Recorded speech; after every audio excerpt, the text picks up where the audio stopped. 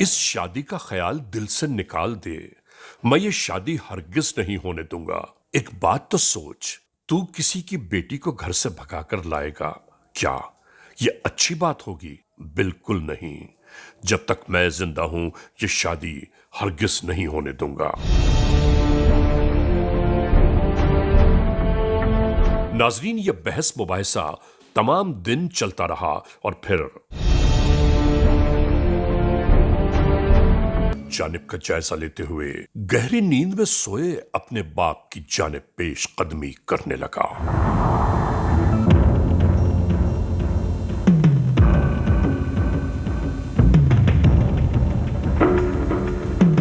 اور پھر جیسے اچانک ہی وحشت انگیزی نے اسے آ گھیرا ہو۔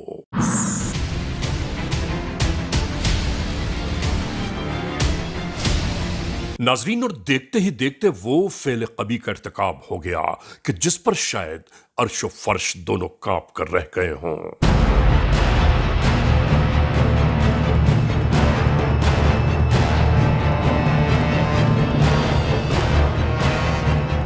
کمبخت ناہنجار ناخلف اولاد نے اپنے ہی باپ کو اپنی ہی ناتمام خواہشات کی بھیٹ چڑھا دیا۔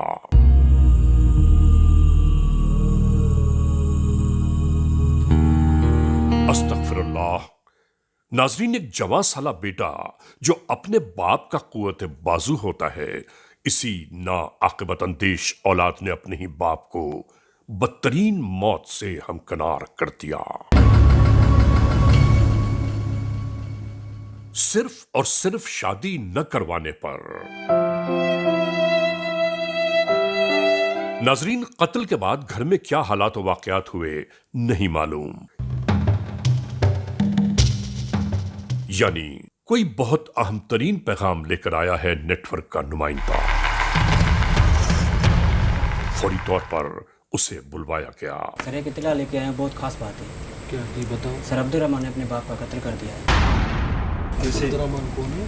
سر یہ چاچا ہے، کیا کیا ہے؟ قتل کیا ہے اپنے باپ کا۔ اپنے باپ کا؟ جی سر۔ کب؟ سر آج کیسے؟ سر وہ شادی نہ کرانے کی وجہ سے۔ شادی نہ کرانے کی کیسے قتل کیا ہے؟ گولی ماری ہے؟ نہیں سر، چاقو۔ ملنے والی اطلاعات کے اہم ترین شواہد مزید یکجا کیے جانے لگے۔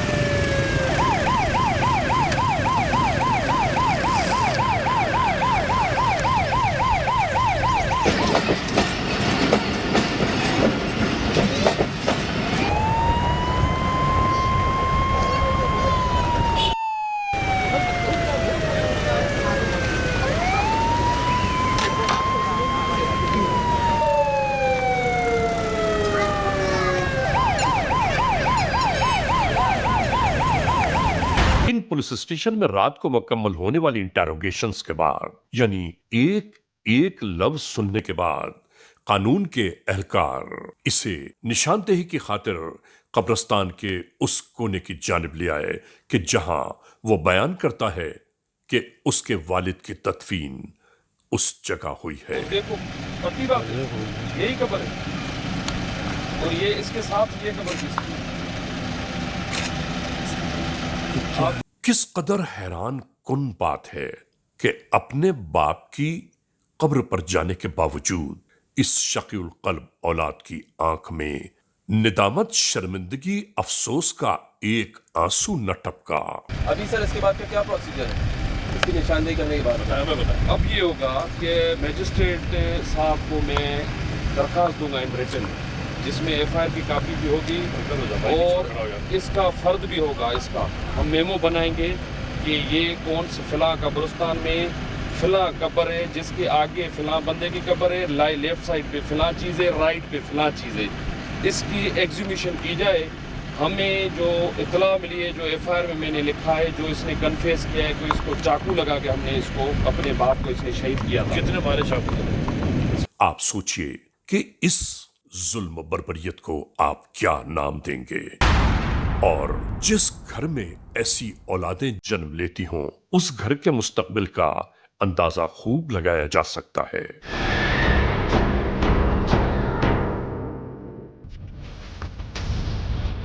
इधर आओ। और यहां से शुरू हुई इंटेरोगेशंस। क्या नाम है आपका? अब्दुल रहमान। आपको पता है तुमको हम क्यों यहाँ लेके आए थाने पे? मैंने खून किया था किसका? अपने बाप का। अपने बाप का? कब, कैसे? जी 2 दिन मुझसे पहले लड़ा था वो। अपने सगे बाप का खून किया है? जी कैसे कत्ल किया? छुरी से।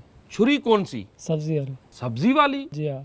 दौरान गुफ्तगू इस मुल्जिम ने अपने बाप के कत्ल का पूरा अहवाल इस तरह बयान किया कि जैसे किसी फिल्मी सीन को बयान कर रहा हो।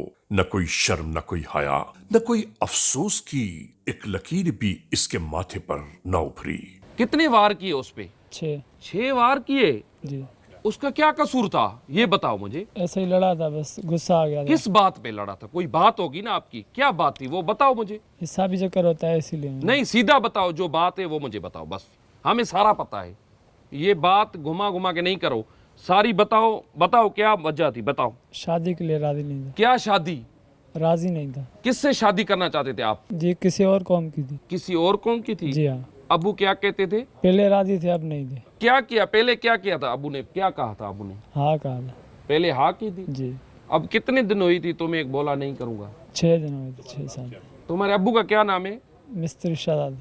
वो क्या करता था? मजदूरी। तुम क्या करते हो अभी? जी मजदूरी करता हूँ। अभी ये झगड़ा किस बात में शुरू हुआ?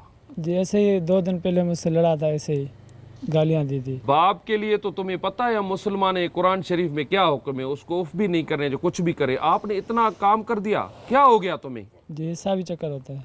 ये तो तुम अपने आप को मार देते। जी हाँ। तुमने मार के पुलिस के पास आना था। तुम नाज़रीन, यहां दिल सोचो के अथाह गहराइयों में जा पहुंचा।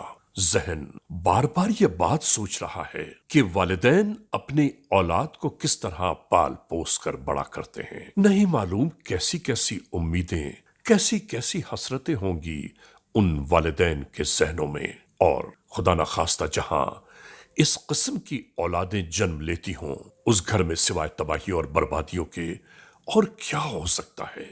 जरा गौर तो कीजिए कि किस हद धर्मी से ये पूरे वक़ुए को बयान कर रहा है। होगा तुम्हारे नाज नखरे सब कुछ बर्दाश्त करना, तुम्हें जरा सी भी शर्म नहीं आई?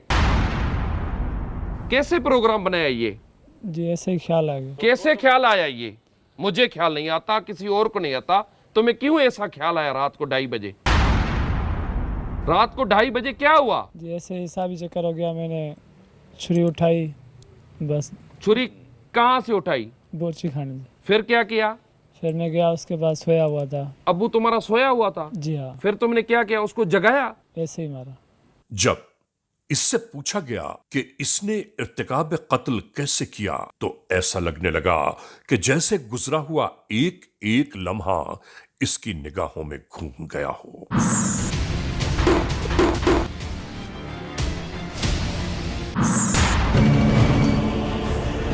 तुम अपने बाप के नहीं हुए। जो लड़की तुम्हारे साथ शादी करना चाहती थी उसको करना चाहिए थी आपके साथ शादी? बताओ मुझे।